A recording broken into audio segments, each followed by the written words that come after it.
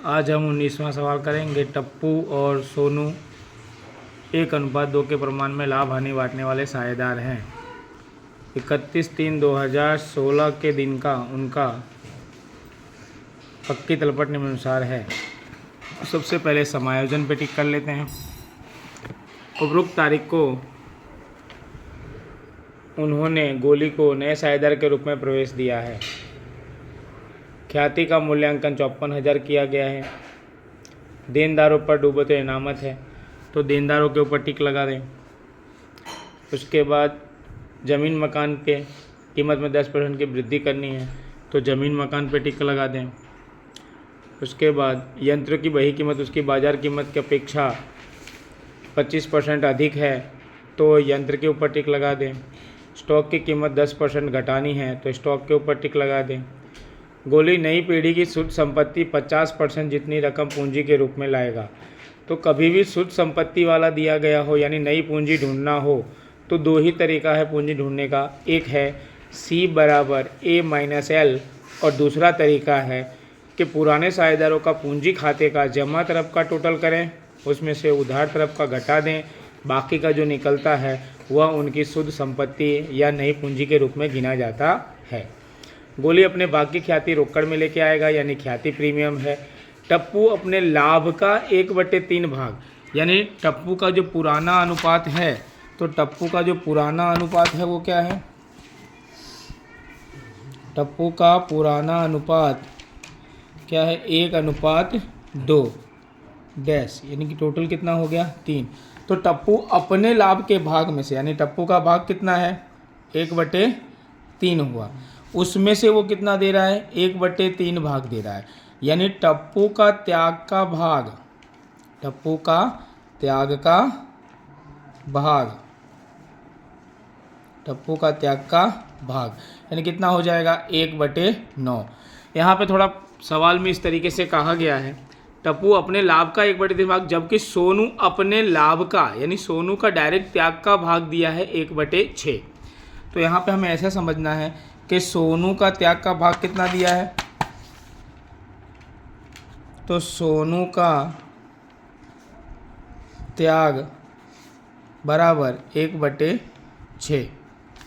अब हमें गोली का लाभ का भाग निकल जाएगा, तो गोली का लाभ का भाग बराबर टप्पू का त्याग यानी कि 1/9 प्लस सोनू का त्याग 1/6। हमें मालूम है जब भी हमें इस तरीके से प्लस माइनस करना होता है तो नीचे का हर समान होना चाहिए। तो हम यहाँ पे पहले हर समान कर देंगे 54 करके, इधर 6 और इधर आ जाएगा 9 यानी कि 15/54। ये क्या आ गया? तो गोली का लाभ का भाग आ गया। क्या आ गया? ये गोली का लाभ का भाग। क्लियर? अब हम सबसे पहले क्या करेंगे, तो जैसा हम करते हैं पुराने आर्थिक चिट्ठा पर से नया आर्थिक चिट्ठा तैयार करेंगे या पक्की तलपट। तो पुरानी पक्की तलपट आपको दी हुई है। संपत्ति तरफ सबसे पहले हमें क्या दिया हुआ है? ख्याति। तो ये ख्याति कौन सी ख्याति कही जाती है? पुरानी ख्याति। पुरानी ख्याति का हम क्या करते हैं? तो पुरानी ख्याति हम कहाँ लिखते हैं? तो पुरानी ख्याति हमने खाता बना के रखा हुआ है। पुरानी ख्याति पूंजी खाते में हम कहाँ बांटेंगे? उधार तरफ। क्या लिखेंगे? ख्याति। अब जब हम इसको बांटेंगे तो कौन से अनुपात में बांटेंगे? पुराने अनुपात में। पुराना अनुपात कितना है? 1:2। तो सबसे पहले कैलकुलेटर में कितना लिख देंगे हम? 54,000 लिख देंगे। उसके बाद 1 भागाकार में 3, तो कितना आ गया? 18,000। तो टप्पू का 18,000 और सोनू का 36,000। इस तरीके से हम क्या करेंगे? पुरानी ख्याति बांट देंगे। उसके बाद हम आते हैं ज़मीन मकान पे। तो ज़मीन मकान पे भी टिक लगा है, इसका मतलब समायोजन है। ज़मीन मकान की पुरानी कीमत कितनी है? 3 लाख। नई कीमत के बारे में क्या कहा गया है? तो 10% वृद्धि कहा गया है। तो सबसे पहले हम नए प्रवेश के बाद वाले आर्थिक चिट्ठा में सबसे पहले हम पुरानी कीमत लिख देंगे। पुरानी कीमत कितना है? तो पुरानी कीमत कितना है? ज़मीन मकान की पुरानी कीमत है 3 लाख। 3 लाख का कितना परसेंट? 10%, तो 10% यहाँ पे हम क्या कर देंगे, वृद्धि कर देंगे। तो 10% वृद्धि कितना हो गया, 30,000। यहाँ पे टोटल कितना आ गया, 3,00,000 ने 30,000। अब ये 30,000 की दूसरी एंट्री कहाँ हो जाएगी, तो पुनः मूल्यांकन खाते में जमा तरफ। जब भी संपत्ति में वृद्धि होगी तो हमारे लिए फ़ायदा होगा, और हमारे लिए जब भी फ़ायदा होगा तो पुनः मूल्यांकन खाते में कहाँ आएगा, जमा तरफ। ज़मीन मकान करके कितना लिखेंगे, तो जितना वृद्धि हुआ है, कितना वृद्धि हुआ है, 30,000। उसके बाद दूसरा क्या दिया हुआ है, हमें यंत्र दिया है। यंत्र पे कितना कहा गया है, 1,00,000। तो यंत्र की पुरानी कीमत कितनी है, 1,00,000, उसके ऊपर भी समायोजन है। पुरानी कीमत पहले हमने लिख दिया 1,00,000। अब यंत्र पे क्या कहा हुआ है, तो यंत्र पे कहा गया है यंत्र की बही कीमत की अपेक्षा बाजार कीमत जो है 25% अधिक है। कभी भी बही कीमत और बाजार कीमत की अपेक्षा वाला आए, बही कीमत और बाजार कीमत की अपेक्षा वाला आए, तो हमें यहाँ मान लेना है कि माना कि यंत्र की कीमत 100, क्या मान लेंगे, माना कि यंत्र की कीमत कितना मान लेंगे, 100। माना कि यंत्र की बही कीमत कितना, 100। अगर लाभ कहा गया है, वृद्धि कहा गया है, तो 25%, तो उतना हम जोड़ देंगे, तो 125 आ गया। अब जो भी हम जोड़ घटाव करके लिखेंगे वो हमेशा भागाकार में आएगा। समझ लो हमें यंत्र की कीमत निकालनी है, तो जो पुरानी कीमत दी है, पुरानी कीमत कितनी दी गई है, 1,00,000 दी हुई है, तो पुरानी कीमत पहले हम लिख देंगे 1,00,000, पुरानी कीमत हमने लिख दिया। गुणाकार में 100 आ जाएगा, और भागाकार में ये जो हमने माना है वो जोड़ घटाव करने के बाद जो संख्या आए वो हमेशा भागाकार में आ जाएगा। तो जब हम ऐसा करेंगे तो कितना आ जाएगा, यहाँ पे 80,000 आ जाएगा। कितना आ जाएगा, 80,000।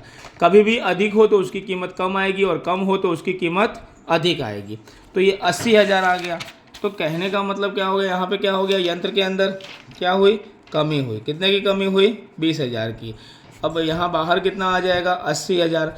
अब ये कमी की दूसरी एंट्री कहाँ हो जाएगी, पुनः संपत्ति में कमी भी, कमी हो, नुकसान हो, ये सब हमारे कमी हो या अपलिखित शब्द इस्तेमाल किया गया हो तो हमारे लिए नुकसान होता है, और नुकसान हो तो पुनः मूल्यांकन में कहाँ आ जाएगा, उधार तरफ।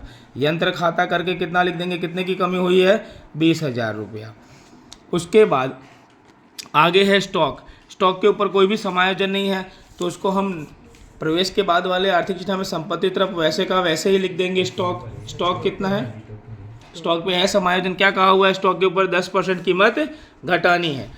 अगर स्टॉक के ऊपर समायोजन है, 40,000 है पुरानी कीमत, उसके ऊपर 10% की कमी है, 10% की कमी कर दो, यानी कितना हो जाएगा, 4,000। अब बाहर कितना आ जाएगा, 36,000।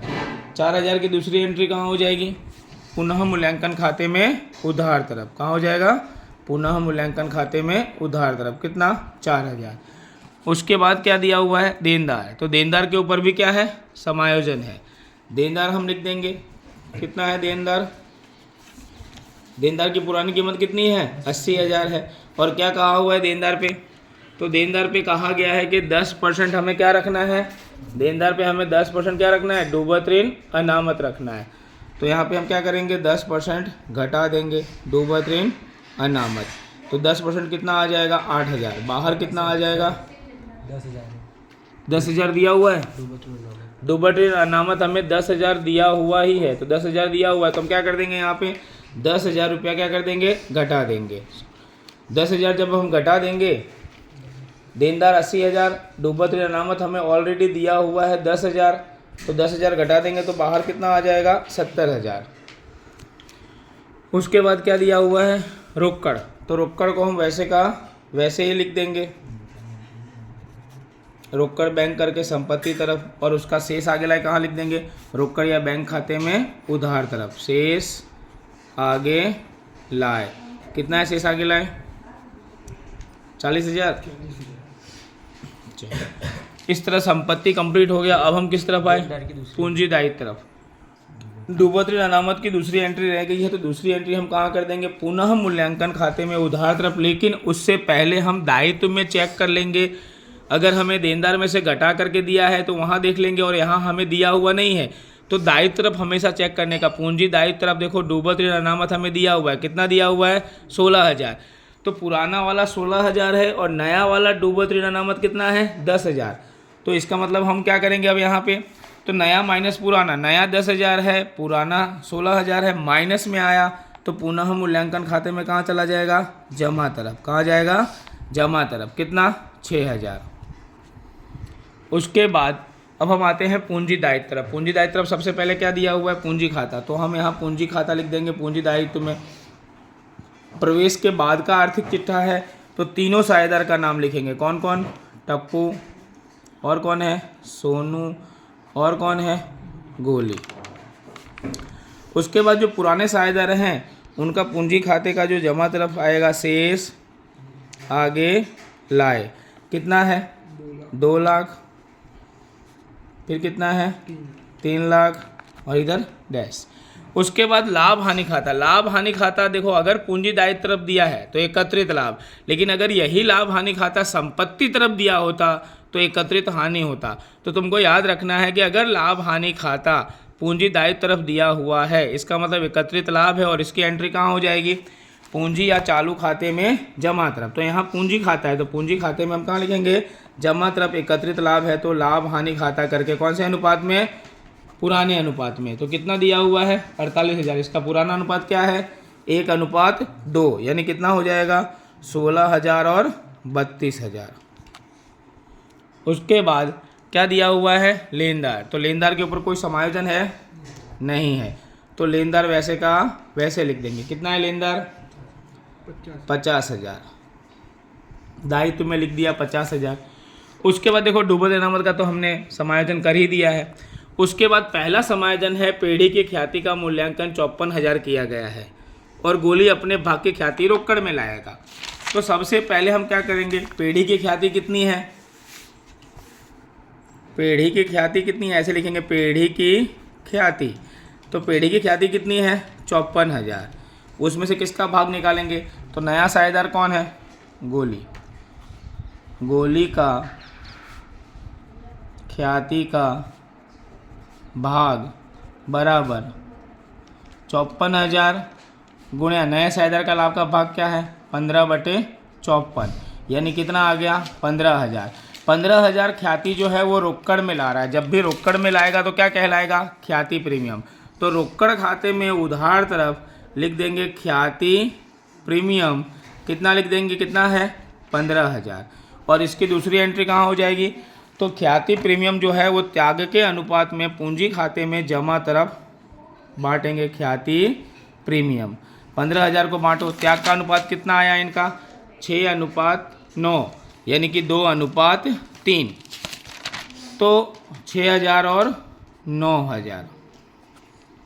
उसके बाद अब अगला समायोजन कौन सा रह गया है, तो गोली नई पीढ़ी की शुद्ध संपत्ति का 25% रकम जितना रोककर लेके आएगा। अब उसके लिए हमें क्या करना है, तो सबसे पहले तो हम पुनः मूल्यांकन खाता बंद करेंगे। पुनः मूल्यांकन का जमा तरफ का टोटल किया तो 36,000 आया, उधार तरफ का टोटल किया तो 24,000 आया। तो इसकी जमा बाकी आई, जमा तरफ 36,000 है तो इस तरफ हम ले गए 36,000, तो इधर आ गया आपका 12,000। ये 12,000 क्या आ गया, तो पुनः मूल्यांकन का लाभ। क्या आ गया, पुनः मूल्यांकन का लाभ। अब इस 12,000 को पुराने अनुपात में किसके बीच में, पुराने साझेदार कौन है, तो टप्पू के पूंजी खाते और कौन है, सोनू के पूंजी खाते, बांट देंगे। कितना, 4,000 और 8,000। अब ये लाभ है, लाभ हमेशा, लाभ के कारण पूंजी में हमेशा क्या होती है, वृद्धि होती है, इसलिए पूंजी खाते में कहाँ चला जाएगा, जमा तरफ। क्या लिखेंगे, पुनः मूल्यांकन खाता। पुनः मूल्यांकन खाता कितना, 4,000 और 8,000। क्लियर। अब हम क्या करेंगे, शुद्ध संपत्ति का 50% जितना ढूंढना है। तो सबसे पहले टप्पू और सोनू का, तो सोनू का सबसे पहले जमा तरफ का टोटल करेंगे। तो जमा तरफ का जब हमने सोनू का टोटल किया तो 3 lakh plus 32,000 plus 9,000 plus 8,000, total आ गया आपका 3,50,000 है ना, 3,50,000 आ गया। उसी प्रकार से टप्पू का करेंगे, 2,16,000, 6,000, 4,000। 2,26,000। अब हम यहाँ निकालेंगे शुद्ध संपत्ति की गणना। तो शुद्ध संपत्ति की गणना कैसे होती है? तो देखो यहाँ पे टप्पू, सोनू जमा उधार माइनस उधार बराबर शेष। तो टप्पू का जमा तरफ का टोटल करेंगे 2,26,000, उसमें से उधार तरफ का आपका दिया हुआ है 18,000, ये हमने माइनस कर दिया तो यहाँ आया 2,00,000 ने 8,000। उसी प्रकार से सोनू का जमा तरफ का टोटल है 2,49,000, उसमें से माइनस कर दिया 36,000 तो 3,00,000 ने 13,000, तो आपका आ गया 5,21,000। अब देखिए समझिए यहाँ पे क्या कहा हुआ है, शुद्ध संपत्ति का 50% जितना।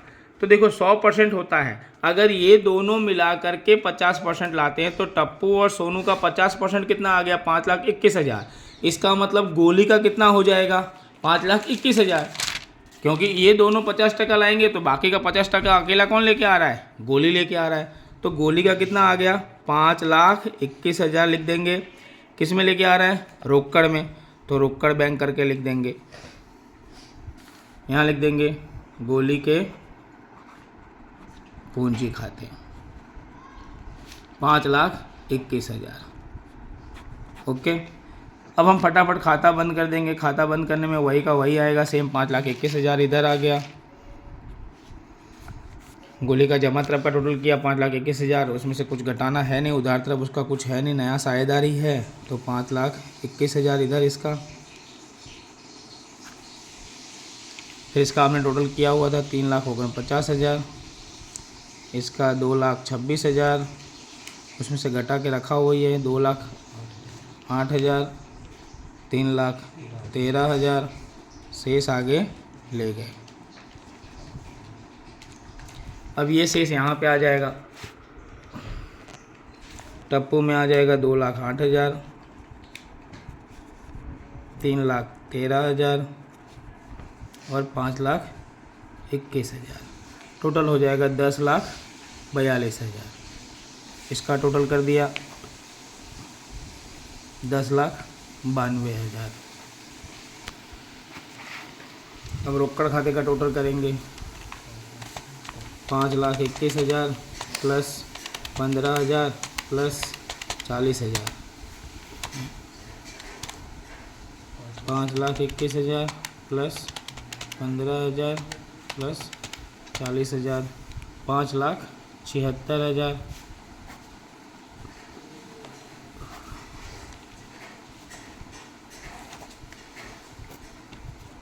यही रोकड़ यहाँ ले जाएंगे 5,76,000, टोटल 10,92,000।